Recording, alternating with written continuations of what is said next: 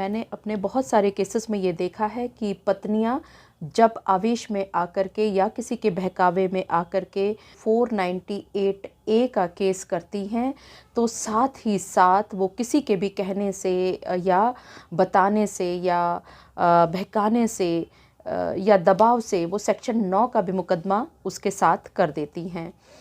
क्या आपने कभी ये सोचा है कि 498A का जो केस है वो दहेज संबंधी केस है, जिसमें दहेज प्रताड़ना की बात की जाती है, और वहीं सेक्शन 9 का जो केस है वो कहीं ना कहीं ये कहता है कि जो वैवाहिक संबंध टूट रहे हैं उनकी पुनर्स्थापना करवाने के लिए जज साहब के सामने आप एक याचिका दायर कर रहे हैं। तो कहीं ना कहीं क्या आपने ये नहीं सोचा कि इन दोनों की जो आत्मा है वो बिल्कुल अलग है, दोनों अलग अलग कंसेप्ट पर काम करते हैं, तो ये आपस में कॉन्ट्राडिक्शन हो रहे हैं। जी हाँ, आप सभी ने बिल्कुल ठीक समझा। अगर कोई भी पत्नी 498A के केस के साथ सेक्शन 9 का मुकदमा दायर कर देती है तो पत्नियों को नुकसान इससे बहुत ज़्यादा होता है और वहीं पतियों को इससे बहुत ज़्यादा फ़ायदा होता है। अब अगर ये जो दो केस लगाया जाता है वो दो ही स्थितियों में लगाया जा सकता है किसी भी पत्नी के द्वारा अपने पति के ऊपर केस। पहला, उसके दिमाग में ये चलता है, पत्नी के दिमाग में, कि इसका एक्स्ट्रा लाभ उनको मिलेगा और अधिक से अधिक मेंटेनेंस वो अपने पति से ले पाएंगी।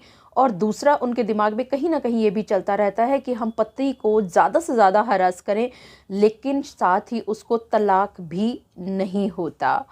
और आप ये सोचते हैं कि कोर्ट में हम इस तरह की प्रैक्टिस करें कि ज़्यादा से ज़्यादा हम हम्बल नज़र आएँ कोर्ट के अंदर। आप सभी पत्नियों को ये ताकीद देना चाहूँगी कि अगर आप किसी की बातों में आकर के ये केस लगाने जा रहे हैं कि उससे पति हैरास हो जाएंगे और वो पति मेरी मुट्ठी में आ जाएंगे, या वो टेंशन में आकर के ज़्यादा पैसे दे देंगे और हम कोर्ट में अपना हम्बल फेस दिखा पाएंगे, तो ये दोनों ही प्रैक्टिस बिल्कुल गलत हैं। आपके जो सलाहकार हैं जो सेक्शन 9 का मुकदमा 498 के साथ डलवा रहे हैं, वो कहीं ना कहीं कॉन्ट्राडिक्टरी सिचुएशन आ रही है। जहां 498A में क्रूरता दिखाई जा रही है, वहां सेक्शन 9 के मुकदमे में वैवाहिक संबंधों के पुनर्स्थापना की बात की जा रही है। तो कॉन्ट्राडिक्शन नज़र आ रहा है, दोनों की आत्मा में बिल्कुल एकदम से टकराव नज़र आ रहा है।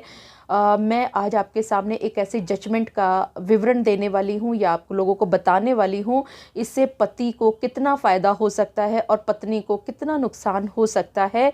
आज का ये वीडियो मैं दोनों लोगों के लिए बना रही हूँ, इसमें दोनों लोग अपने अपने पक्ष की बातें देखें, समझें और अपने अपने केस में लागू करें। किसी का फ़ायदा और किसी का नुकसान इस वीडियो में होने वाला है। मैं एडवोकेट मोहिनी मोना आप सभी का पुनः स्वागत करती हूं और आप सभी देख रहे हैं आपका पसंदीदा चैनल मोहिनी मोना एडवोकेट। अगर आपने मेरे इस चैनल को अभी तक सब्सक्राइब नहीं किया है तो इसको जल्दी से जल्दी सब्सक्राइब कर दें ताकि आपको मेरे आगे आने वाले सारे वीडियोज़ की नोटिफिकेशन की जानकारी सबसे पहले हो सके। तो आइए चलते हैं वीडियो की। और जैसे मैंने आप सभी को बहुत बार बताया है कि अगर आप वाकई में एक इंडिविजुअल ट्रीटमेंट की भांति मुझसे बात करना चाहते हैं, इमीडिएट रिलीफ आप लेना चाहते हैं, तो जो ये नंबर ऊपर दिए गए हैं इन व्हाट्सएप के ज़रिए आप मुझसे संपर्क करें। और लेकिन इसमें ना तो आप कॉल करें, क्योंकि अगर आप कॉल करेंगे तो वो उठाए नहीं जाएंगे। आप कृपया करके इसके ऊपर सिर्फ मैसेज भेजिएगा। मैसेज भेजने के बाद आपको प्रक्रिया समझाई जाएगी और प्रक्रिया के बाद आपको बताया जाएगा कि किस तरह से आप मेरे साथ एक अपॉइंटमेंट लेकर के बातचीत कर सकते हैं। आज मैं आपको उस जजमेंट को डिटेल में समझा रही हूँ जिसका फ़ायदा पति भी उठा सकता है और पत्नियां भी उसका लाभ ले सकती हैं। इस जजमेंट के हिसाब से 1996 में पति और पत्नी के बीच में शादी हुई। ये शादी के बाद कुछ समय तक इकट्ठे रहे, लेकिन उसके बाद मनमुटाव होने के वजह से दिल्ली डिस्ट्रिक्ट कोर्ट में पत्नी के द्वारा पति के विरुद्ध कोर्ट में केस डाल दिया गया। 498A की इसके अंदर सारी चीज़ों का विवरण दिया गया। FIR में ये कहा गया कि पति ने शारीरिक और मानसिक प्रताड़ना की है दहेज की मांग को लेकर के। पति ने अपने डिफेंस में पत्नी को झगड़ालू और अकड़बाज कहा और साथ में ये भी बताया कि जो पत्नी है उसका कभी से भी रवैया नहीं रहा कि वो जॉइंट फैमिली में साथ रहे। वो हमेशा पति के ऊपर दबाव डालती रही कि वो उसको अलग रखे, जिसकी वजह से धीरे धीरे इन लोगों के संबंध खराब होने लग गए। पत्नी किसी भी हालत में पति के घर वालों का या पति का सम्मान नहीं करना चाहती थी और इसके लिए पति ने कोर्ट के अंदर 7 आई विटनेसेस को कोर्ट में खड़ा किया। और जब ये धीरे धीरे उसका केस मजबूत होने लग गया, साथ ही पति ने पत्नी की मेडिकल रिपोर्ट को भी चैलेंज किया। रिपोर्ट में दिखाया गया था कि 29 और 30 मार्च को लड़ाई हुई, झगड़ा हुआ, मारपीट हुई, जबकि मेडिकल रिपोर्ट अप्रैल 8 की दिखाई गई। पति ने इसी बात को बहुत ही सीरियसली लिया और उसने चैलेंज किया कि अगर शरीर पर घाव थे तो शरीर पर घाव क्या इतने दिन तक रह सकते हैं? क्या ये संभव हो सकता है? चोट के निशान क्या इतने दिन तक रह सकते हैं?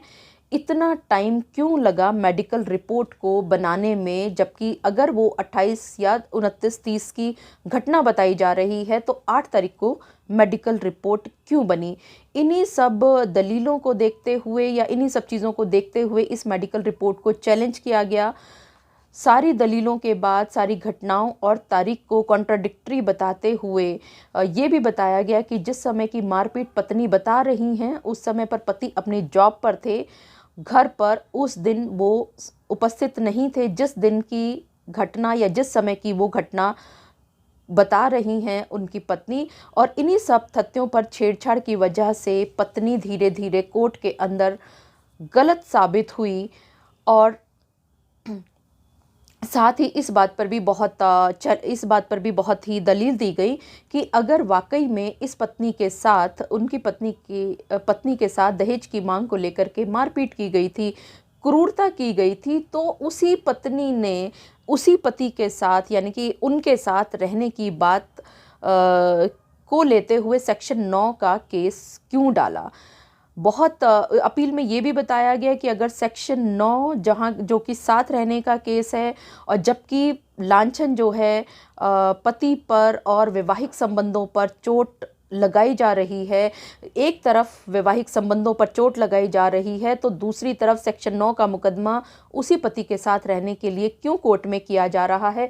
दोनों ही चीज़ें कॉन्ट्राडिक्टरी हो रही हैं, दोनों की कॉन्सेप्ट बिल्कुल अलग है। अगर वाकई में ये पति एक लोभी पति है, क्रूर पति है, तो उनकी पत्नी उस लोभी पति के साथ रहना ही क्यों चाहती हैं? और अगर वो वाकई में उसके साथ रहना चाहती हैं तो इसका मतलब ये हुआ कि क्रूरता ही नहीं हुई।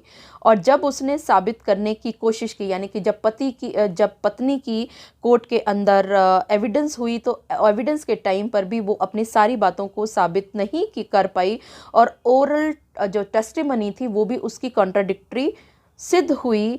सभी बातें जो हैं कोर्ट के अंदर संदेहास्पद नज़र आई, मन घड़ंत बातें उसके अंदर नज़र आई।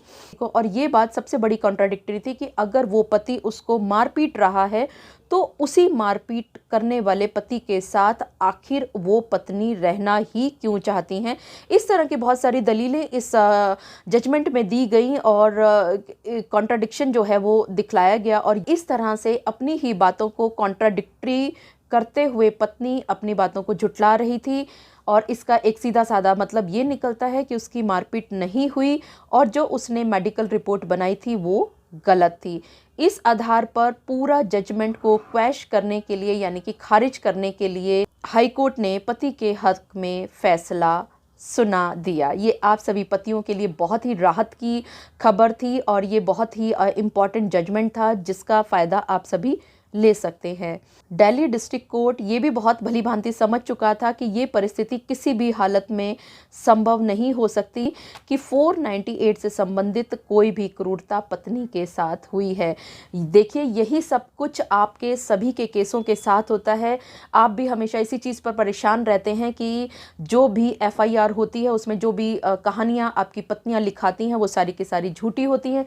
ज़्यादातर पतियाँ जो मेरे पास आते हैं वो यही बात कहते हैं कि उसकी पत्नी ने ने झूठी कहानी दिखाई है या उस कहानी में एविडेंस दिखाते हुए एमएलसी का अभाव है, और अगर एमएलसी है भी तो उसके अंदर कॉन्ट्राडिक्टरी चीज़ें हैं। और कई बार मैंने ये भी देखा है कि कुछ पत्नियां बहुत ज़्यादा होशियारी दिखाते हुए या बहुत होशियारी दिखाने के चक्कर में अक्सर लोग गलत मेडिकल रिपोर्ट बनवाने की कोशिश करते हैं, और उसी गलत मेडिकल रिपोर्ट बनवाने से अब मैं आप सभी पतियों को ये बात बताना चाहूँगी कि इसका फ़ायदा आप उठा सकते हैं। और इसी तरह से पत्नियां इस चीज़ का ध्यान रखें कि अगर वो गलत मेडिकल रिपोर्ट बनाने की कोशिश भी कर रही हैं तो इससे उनका ही नुकसान होने वाला और कहीं ना कहीं पति को फ़ायदा होगा। तो प्लीज़ कोई भी गलत मेडिकल रिपोर्ट ना बनाएं, ना गलत कहानियाँ लिखें। और साथ ही अगर मेडिकल रिपोर्ट नहीं लगी हुई है एफआईआर के साथ तो आप सभी पति उसको भी चैलेंज कर सकते हैं कि अगर इनके साथ वाकई में मारपीट हुई थी, क्रूरता हुई थी, इतनी हैरेसमेंट हुई थी तो इन्होंने एमएलसी साथ में क्यों नहीं लगवाई। देखिए, जब ये सब बातें दिल्ली डिस्ट्रिक्ट कोर्ट ने बहुत अच्छी तरह से समझ लिया है तो कोई और क्यों नहीं समझ सकता। आप सभी लोगों ने सिर्फ एक काम करना है कि आपके जितने भी कॉन्ट्राडिक्टरी आप चीज़ें निकाल करके ले करके आ सकते हैं, जो भी पत्नियां आपके खिलाफ बोल रही हैं या जो भी उन्होंने केस लगाया है, तो उसको सिर्फ आप निकालें और उसको अच्छी तरह से पेश करें कोर्ट के सामने। अगर आपने अच्छी तरह पेश करने के बाद भी अगर आपके केस में सुनवाई नहीं हो रही लोअर कोर्ट में तो कोई बात नहीं, आपको बिल्कुल भी घबराने की ज़रूरत नहीं है। आप सीधा पहुंचे हाई कोर्ट में और वहां पर आप उसको चैलेंज करें। दूध का दूध, पानी का पानी हो जाएगा अगर सही तरह से आपने सभी तथ्य पेश किए कोर्ट के अंदर। लेकिन हाँ, एक बात का भी आपने बहुत अच्छी तरह से ध्यान रखना है कि ज़्यादातर मैंने ये देखा है कि आप जो प्रैक्टिस अपनाते हैं वो ये अपनाते हैं कि जो गलत चीज़ है उसको तोड़ मरोड़ कर सही करने की कोशिश करते हैं, जिसमें अक्सर आपको नुकसान उठाना पड़ता है। आपको ऐसा बिल्कुल भी नहीं करना है, बल्कि आपकी पत्नी ने केस के अंदर जो जो गलत तथ्य लिखे हैं या उसने गलत को सही करने के चक्कर में जो भी चीज़ों को तोड़ मरोड़ किया है, एमएलसी में कुछ कॉन्ट्रडिक्शन चीज़ें निकल रही हैं या स्टोरी में कुछ और चीज़ें निकल रही हैं, सेक्शन 9 में वो कुछ और लिख रही है, 498 में कुछ और लिख रही है, डिवोर्स के केस में कुछ और लिखा है, 125 के केस में कुछ और लिखा है। इन सभी चीज़ों को आप निकालने की कोशिश करें और उसकी गलतियों में से ही अपने फ़ायदे की चीज़ें निकालने में ही अपनी मेहनत को लगाएं। आशा करती हूँ कि आपको मेरा आज का ये वीडियो भी बहुत अच्छा लगा होगा। अगर आपको ये वीडियो भी अच्छा लगा तो इसको लाइक, शेयर और कमेंट करना ना भूलिएगा। और हाँ, अगर आपने अभी तक मेरे इस चैनल को सब्सक्राइब नहीं किया है तो इसको जल्दी से जल्दी सब्सक्राइब कर दें ताकि आपको मेरे इसी तरह के लीगल इन्फॉर्मेटिव वीडियोज़ की नोटिफिकेशन की जानकारी सबसे पहले मिल सके। अपना और अपने परिवार का बहुत अच्छी तरह से ध्यान रखिएगा। Thank you. Take care. Bye bye.